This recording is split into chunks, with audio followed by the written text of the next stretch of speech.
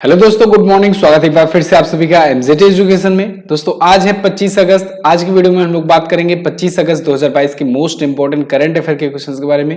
Video अगर पसंद आएगी तो इसे लाइक और शेयर कर देना, चैनल को सब्सक्राइब भी कर लेना, जिससे आने वाली वीडियोस का नोटिफिकेशन मिलता रहे। इस वीडियो की पीडीएफ फाइल और डिटेल क्विज दोस्तों आपको एमजेटी ऐप पर मिल जाएगी, तो गूगल प्ले स्टोर से जाकर के आप एमजेटी ऐप जरूर डाउनलोड करें। आज क्विकली रिविजन करते हैं कल की वीडियो का। तो विश्व जल सप्ताह दिवस दोस्तों 23 अगस्त से 1 सितंबर तक मनाया जा रहा है।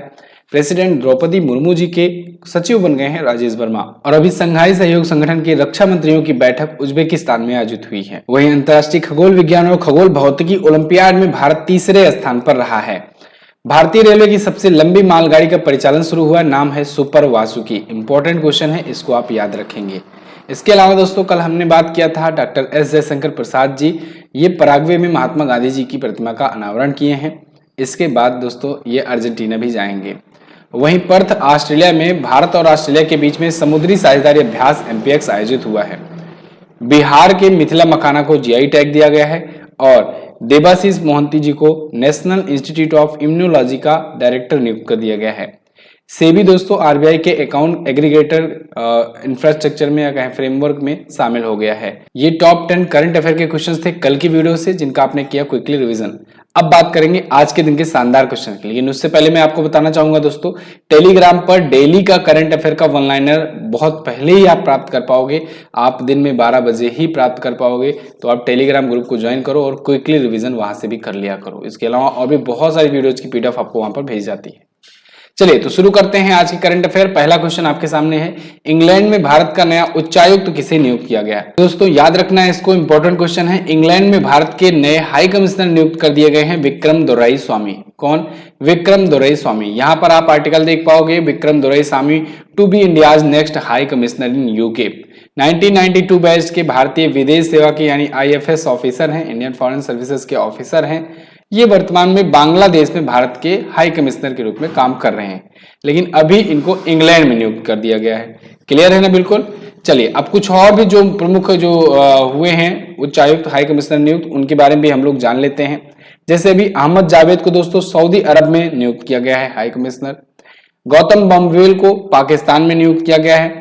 मुस्तफिजुर रहमान ये भारत में बांग्लादेश के उच्चायुक्त, यानी कि यहां पर उल्टा हुआ है, बांग्लादेश ने भारत में अपना उच्चायुक्त नियुक्त किया है मुस्तफिजुर रहमान को। ये आप याद रखेंगे, ठीक है ना? भारत में बांग्लादेश के उच्चायुक्त हैं। और अगर आपसे भारत का बांग्लादेश में उच्चायुक्त पूछा जाए तो आपको बताया गया था प्रणय वर्मा।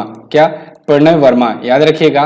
प्रणय वर्मा जो है ये बांग्लादेश में भारत के उच्चायुक्त हैं, ठीक है ना? बांग्लादेश में भारत के उच्चायुक्त हैं। कुछ दिन पहले ही मैंने आपको सुधाकर दलेला के बारे में बताया था, जो कि भूटान में नियुक्त किए गए हैं। सुधाकर दलेला, ये सभी नाम आपको याद रखना है, ठीक है ना? सुधाकर दलेला जो है ये भूटान में भारत के राजदूत नियुक्त किए गए हैं। और वहीं रुचिरा कंबोज का भी नाम आपको याद रखना है। रुचिरा कंबोज क्या नियुक्त किए गए हैं? रुचिरा कंबोज दोस्तों ये यूएन में भारत की प्रतिनिधित्वकर्ता होंगी, अस्थाई प्रतिनिधि होंगी, ठीक है ना? अस्थाई प्रतिनिधि होंगी। ये पॉइंट आपको याद रखना है। अच्छा, आप मुझे कमेंट करके बताएंगे कि चाइना में भारत का राजदूत किसे नियुक्त किया गया है रिसेंटली। इतना क्लियर है? अब आगे कुछ नियुक्तियां हैं दोस्तों, कुछ प्रमुख नियुक्तियां जो रिसेंटली हुई हैं, इनका आप स्क्रीनशॉट ले लीजिए। कल मैंने पढ़ाया था तो आज इसको नहीं बताएंगे, आगे बढ़ेंगे। तो अगला क्वेश्चन देखते हैं, भारतीय सेना ने किस एजेंसी के साथ मिलकर के VLSRSAM मिसाइल सिस्टम का परीक्षण किया? तो भारतीय नौसेना ने दोस्तों अभी हाल ही में डीआरडीओ के साथ मिलकर के VLSRSAM मिसाइल का सफलतम परीक्षण किया है। यहां पर आप आर्टिकल देख पाओगे इसके regarding. DRDO and Indian navy successfully flight test VRSRSAM off Odisha coast. Odisha के चांदीपुर में दोस्तों ये टेस्टिंग करी गई है। VLSRSAM का मतलब हुआ vertical launch short range surface to air missile, ठीक है? ये SAM जहां भी दिखे तो इसका मतलब सरफेस टू एयर मिसाइल कर लिया कीजिए आप, और शॉर्ट रेंज हो जाएगा SR से, और VL मतलब वर्टिकल लॉन्च। तो उड़ीसा के चांदीपुर तट में जो एकीकृत परीक्षण रेंज है, यानी कि इंटीग्रेटेड टेस्ट फायर रेंज है, वहां पर डीआरडीओ ने ये परीक्षण किया है। किसके लिए? भारतीय नौसेना के लिए। क्लियर है ना? इंडियन नेवी जो है ये इसका यूज करेगी। इंडियन नेवी के बारे में बात करें तो 1950 में 26 जनवरी को इसको पूरी तरीके से मान्यता दी गई, और नई दिल्ली में मुख्यालय है। चीफ ऑफ नेवल स्टाफ में अगर बात करें तो एडमिरल आर हरि कुमार जी हैं। क्लियर। डीआरडीओ के बारे में बात करेंगे तो इसकी स्थापना 1958 को हुई थी, 1 जनवरी को। इसी वजह से 1 जनवरी को डीआरडीओ डे भी मनाया जाता है, डीआरडीओ दिवस भी मनाया जाता है। जी सतीश रेड्डी जी इसके अध्यक्ष हैं और इसका हेडक्वार्टर नई दिल्ली में है। बलस से मूलम विज्ञानम, ये इसका मोटो है। Strength origin is in science, याद रखिएगा, कभी कभी मोटो भी पूछ लिया जाता है। अगला क्वेश्चन है, हाल ही में अडानी ग्रुप ने एनडीटीवी में अप्रत्यक्ष रूप से कितने प्रतिशत की हिस्सेदारी खरीदी है? तो देखिए दोस्तों, अडानी ग्रुप ने एनडीटीवी में ऑलमोस्ट 29% की हिस्सेदारी अप्रत्यक्ष रूप से खरीद ली है। ये 29.18% का स्टेक है, इसको अप्रत्यक्ष रूप से अडानी ग्रुप में ले लिया है। अभी अप्रत्यक्ष रूप से कैसे लिया है इसको समझिएगा पूरी कहानी। आप देख रहे हो कल से जब से ये न्यूज आई है पूरा मीडिया में ये छाया हुआ है, अडानी ग्रुप जो है ये एनडीटीवी को एक्वायर कर रहा है या ऐसा कुछ। तो देखिए यहाँ पर आप आर्टिकल देख पाओगे, साफ साफ लिखा है Adani group to indirectly acquire 29.18% stake in media group NDTV, launches open offer to acquire another 26%, यानी इन्होंने 29.16% तो लिया, 29.18% तो लिया, इसके बाद 26% और लेने के लिए ओपन ऑफर कर दिया एनडीटीवी को कि अगर आपको देना है तो 26% और दे दो, जिससे इनकी हिस्सेदारी हो जाए लगभग 55% और पूरा का पूरा मालिकाना हक चला जाए अडानी ग्रुप के पास। ठीक है, अब ये हुआ कैसे इसको समझिए। एक्चुअली में एक कंपनी है दोस्तों, विश्व प्रधान कॉमर्शियल प्राइवेट लिमिटेड यानी वीसीपीएल, इसका नाम याद रखिएगा, ये बहुत इंपॉर्टेंस रखने वाला है। वीसीपीएल क्या है? वीसीपीएल दोस्तों एक ऐसी कंपनी है जिससे एनडीटीवी ने 2009-10 के करीब में लोन लिया था। 2009-10 के करीब में जब लोन लिया था वीसीपीएल के साथ, तो फिर उस टाइम पर एक डील हुई थी कि वो वीसीपीएल जो कंपनी है अगर तय समय पर लोन ये लोग वापस नहीं करते हैं तो वो लोन का अमाउंट ये शेयर में कन्वर्ट कर लेंगे। किसमें कन्वर्ट कर लेंगे? शेयर में कन्वर्ट कर लेंगे। ये शेयर मार्केट में होता रहता है। ठीक है, तो अब ये शेयर में कन्वर्ट कर लेंगे, ये तो प्रोसेस था। ठीक है, अब वही वो टोटल संख्या जो थी शेयर में वीसीपीएल की, वो कन्वर्ट हो गई 29.18% आरआरपीआर होल्डिंग की। अभी आरआरपीआर होल्डिंग क्या है सर? तो आरआरपीआर कुछ नहीं है, बस राधिका रॉय और प्रणय रॉय की कंपनी है। देखिए राधिका रॉय का इसमें ये एनडीटीवी का पूरी तरीके से हिस्सेदारी मैंने दिखाया हुआ है आपको यहाँ पर। तो राधिका राय यहाँ पर 16.32% स्टेक रखती हैं और प्रणय राय जो है 15.94% स्टेक रखते हैं। ये दोनों कौन है? यही दोनों तो हैं संस्थापक, एनडीटीवी के ये दोनों संस्थापक हैं। लेकिन इन्होंने क्या किया, अपना अपना स्टेक तो रखा ही, साथ ही साथ अपने नाम से एक कंपनी भी बनाई, आरआरपीआर। तो आरआरपीआर मतलब राधिका रॉय और प्रणय रॉय। ठीक है, तो इनकी एक ये जो कंपनी है आरआरपीआर, इसके नाम से ये था शेयर। तो 29.18% का स्टेक जो है ये अब किसका हो गया जब लोन नहीं चुका पाए? तो वीसीपीएल का। चलो यहां तक समझ में आ गया, यहां तक समझ में आ गया ना। 29.18% किसका हो गया शेयर? वीसीपीएल का। लेकिन अब यहीं पर एक खेल हो गया, वीसीपीएल को दोस्तों अडानी ग्रुप ने खरीद लिया। अडानी ग्रुप ने वीसीपीएल को खरीद लिया। तो यानी कि कहें हम लोग कि अडानी ग्रुप ने एनडीटीवी में हिस्सेदारी तो नहीं खरीदी, लेकिन अडानी ग्रुप ने वीसीपीएल को एक्वायर कर लिया। तो वीसीपीएल का पूरी कंपनी जो है और इसके जहां जहां भी शेयर थे वो भी ऑटोमेटिकली हो गए अडानी ग्रुप के। तो इस हिसाब से कहा जा रहा है कि एनडीटीवी के 29.18% जो है अप्रत्यक्ष रूप से अडानी ग्रुप के पास चले गए।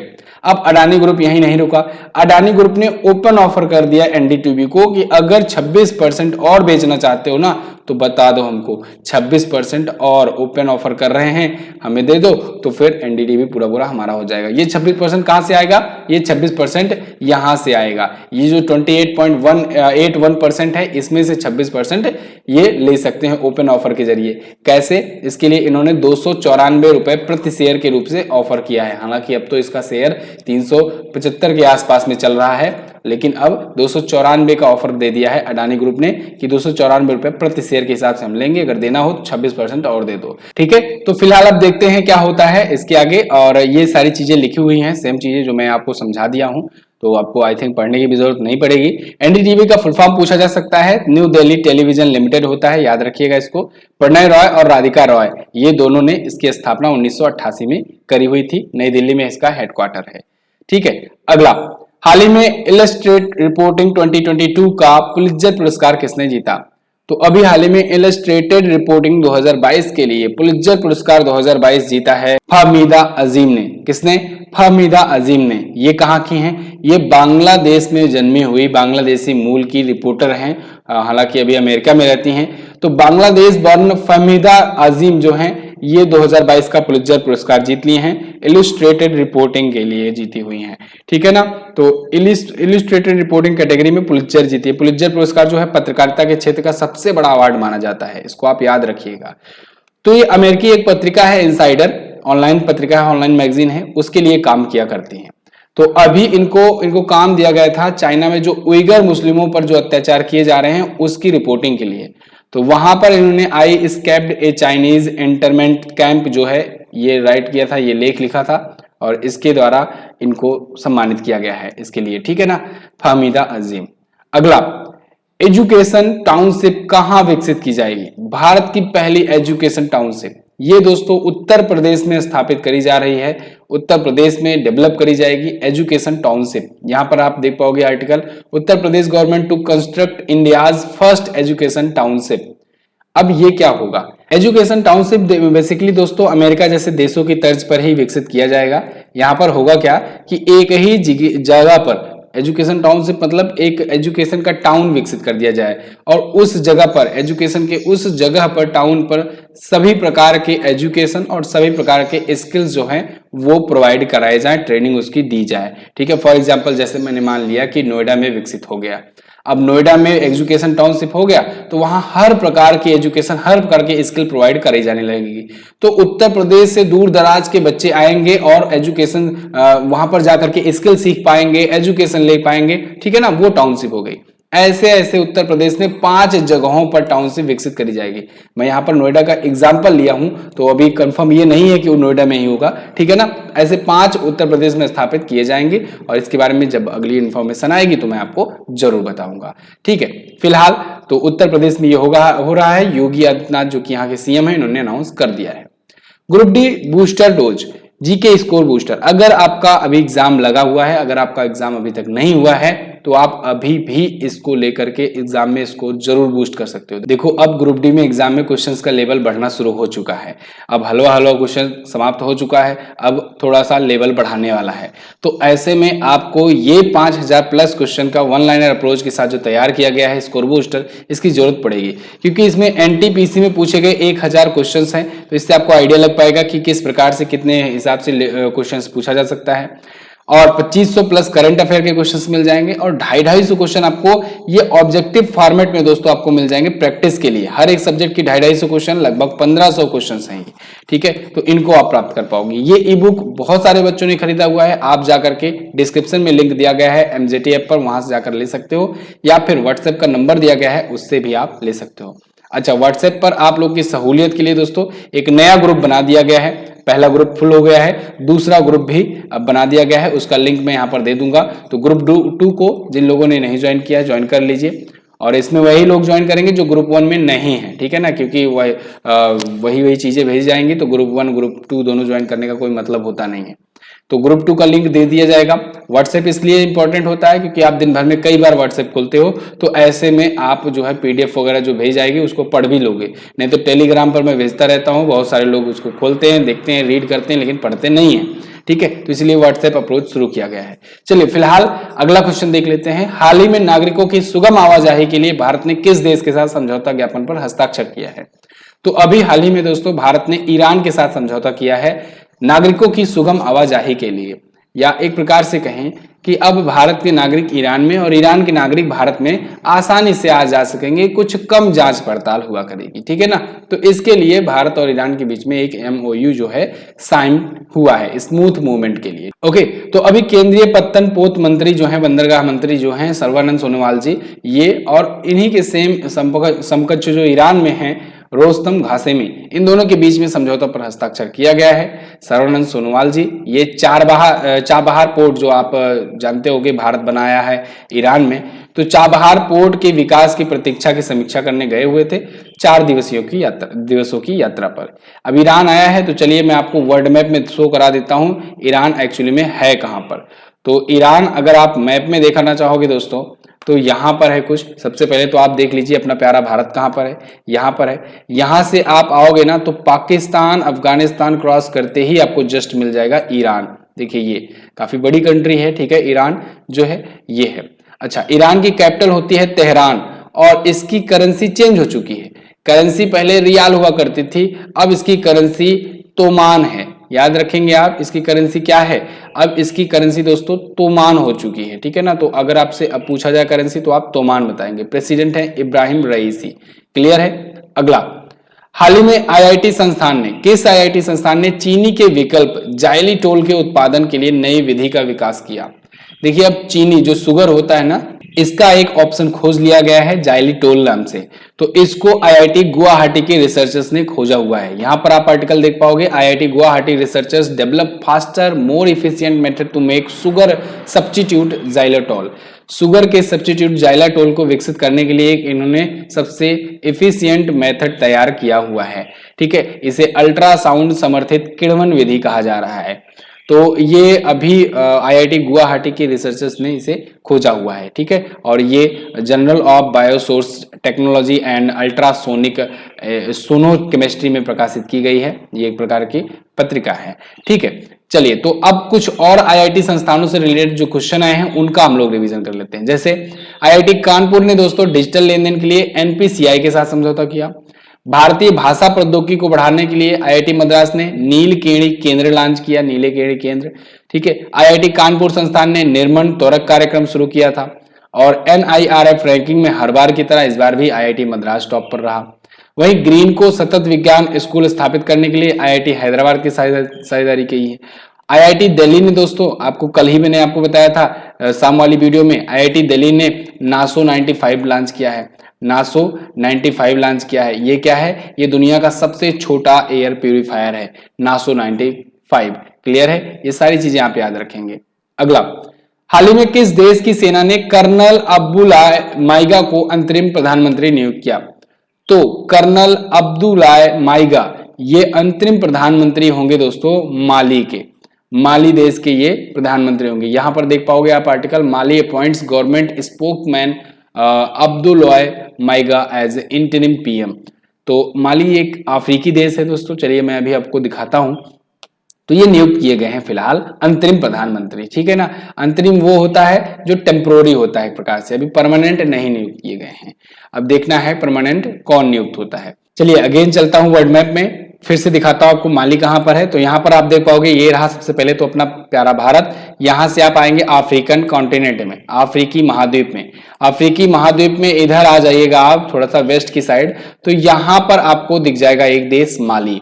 ये जो देश है ना माली, यही की बात हो रही है। और इसकी कैपिटल यहां पर है बमाको। बमाको जो है माली की कैपिटल होती है, ठीक है। और यहाँ की अगर करेंसी की बात करेंगे तो मालियन फ्रैंक होता है यहाँ की करेंसी। क्लियर है। अगला देखते हैं, हाल ही में 12वां भारतीय राष्ट्रीय विज्ञान फिल्म महोत्सव कहाँ आयोजित किया गया। तो ये दोस्तों मध्य प्रदेश में आयोजित किया जाएगा। 12वां भारतीय राष्ट्रीय विज्ञान फिल्म महोत्सव इस बार पहली बार ऐसा हो रहा है कि मध्य प्रदेश इसको होस्ट करने जा रहा है, ठीक है ना। तो ये 12वां होगा। देखिए आर्टिकल है celebrating science through cinema, 12th national science film festival of India get under way in Bhopal. तो भोपाल में ये होगा, भोपाल के रविंद्र भवन में ये होगा। पहली बार हो रहा है मध्य प्रदेश में, ठीक है। अच्छा ये फिल्म महोत्सव है। ऐसे ही मध्य प्रदेश में तानसेन फिल्म महोत्सव, तानसेन संगीत महोत्सव हुआ था, आपको पता होना चाहिए। मध्य प्रदेश में ही तो दोस्तों ड्रोन मेला आयोजित किया गया था, ठीक है ना। ड्रोन मेला, पहला ड्रोन मेला मध्य प्रदेश में आयोजित हुआ था। अच्छा पिछली बार वाला संस्करण की अगर बात करें तो पिछली बार वाला दोस्तों गुजरात साइंस सिटी अहमदाबाद में हुआ था। इस बार 12वां संस्करण है और मध्य प्रदेश में हुआ। मध्य प्रदेश में ही तो दोस्तों खेलो इंडिया यूथ गेम का 5वां संस्करण होना है। खेलो इंडिया यूथ गेम का 5वां संस्करण यहीं पर तो होना है, ठीक है ना, क्योंकि चौथा संस्करण अभी हुआ था हरियाणा में, अब 5वां यहाँ पर होगा। क्लियर। चलिए अब मध्य प्रदेश के बारे में देख लीजिए क्विकली। यहाँ पर है मध्य प्रदेश, उत्तर प्रदेश और इसके बाद फिर छत्तीसगढ़, महाराष्ट्र, गुजरात और राजस्थान से अपना बॉर्डर शेयर किया करता है। भोपाल इसकी कैपिटल है। शिवराज सिंह चौहान यहाँ के सीएम है। मंगू भाई छगन भाई पटेल यहाँ के गवर्नर हैं। रवि मलिमाथ यहाँ के करंट टाइम पर चीफ जस्टिस हैं। क्लियर है बिल्कुल। चलिए अगला देखते हैं। अगला क्वेश्चन है, किस राज्य के पूर्व राज्यपाल सिबते रजी का निधन हो गया। तो सिबते रजी जी दोस्तों ये झारखंड के पूर्व राज्यपाल रह चुके थे, झारखंड के गवर्नर रह चुके थे, इनका निधन हो गया है अभी हाल ही में। यहां पर आप आर्टिकल देख पाओगे, senior Congress leader former governor of Jharkhand and Assam Syed Sibtey Razi pass away. ठीक है, तो ये इनका निधन हो गया है। 2004 से 9 तक झारखंड के गवर्नर के रूप में काम कर चुके हैं। असम के भी राज्यपाल ये रह चुके थे, 3 बार राज्यसभा के सदस्य रहे, इनका निधन हुआ। कुछ और प्रमुख जो निधन हुए हैं उनको भी हम लोग रिवाइज कर लेंगे। जैसे फॉक्स न्यूज की संस्थापक एंकर उमा पेम्मा राजू का निधन हो गया, इंपॉर्टेंट है, यहाँ पे याद रखेंगे। बीसीसीआई के पूर्व सचिव अमिताभ चौधरी का निधन हुआ और फिलीपींस के पूर्व प्रेसिडेंट फिदेल रामोस का निधन हुआ। पद्मश्री से सम्मानित डॉक्टर सुशोभन बनर्जी का निधन हुआ। शांति के नोबेल विजेता डेविड ट्रिबल का निधन हुआ और आईएलएस निदेशक और प्रसिद्ध वैज्ञानिक डॉक्टर अजय पारदा का निधन हुआ। पद्मश्री से सम्मानित सामाजिक कार्यकर्ता अवधेश कौशल का निधन हुआ। भारतीय इंटरनेट के जनक वी के सांग्याल या कहें वी के सिंगल, इनका निधन हुआ, ये इंपॉर्टेंट है। ओपेक के महासचिव मोहम्मद बारकिंडो का निधन हुआ, ये भी इंपॉर्टेंट है। तो ये 3 तो इसमें सबसे ज्यादा इंपॉर्टेंट है जिसको आप याद रखेंगे। तो बस दोस्तों ये तो थे आज के दिन के टॉप 10 करंट अफेयर के क्वेश्चन हमारे। आई होप आपको वीडियो आई होगी पसंद। ग्रुप डी की ई बुक अगर लेना है तो नीचे व्हाट्सएप का लिंक और नंबर दिया गया है, आप वहां पर जाकर संपर्क कर सकते हैं। कल के क्वेश्चंस की बात करेंगे। महाराजा अग्रसेन अंतरराष्ट्रीय हवाई अड्डे के बारे में मैंने आपसे पूछा था, ये हिसार एयरपोर्ट का नाम बदल करके किया गया है। एशिया की सबसे अमीर महिला हो गई हैं Savitri Jindal according to Bloomberg.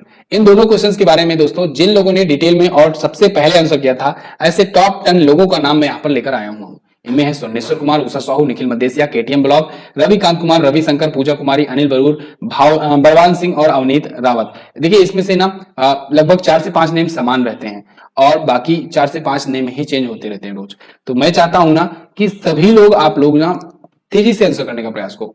कोशिश ये रहे कि नए नए यहाँ पर नाम हमें देखने को मिले। जल्द से जल्द क्वेश्चन का आंसर करने का कोशिश किया करो, डिटेल के साथ लिखने का कोशिश किया करो। ठीक है, चलिए फिलहाल आज क्वेश्चन आपके लिए क्या है, भारत के कैबिनेट सचिव कौन है? अब मौका है आपके पास, जितने भी सचिव हैं, जितने भी उच्चायुक्त हैं, उनको लिख डालो। लिखोगे तो सब याद रहेगा फिर हमेशा के लिए।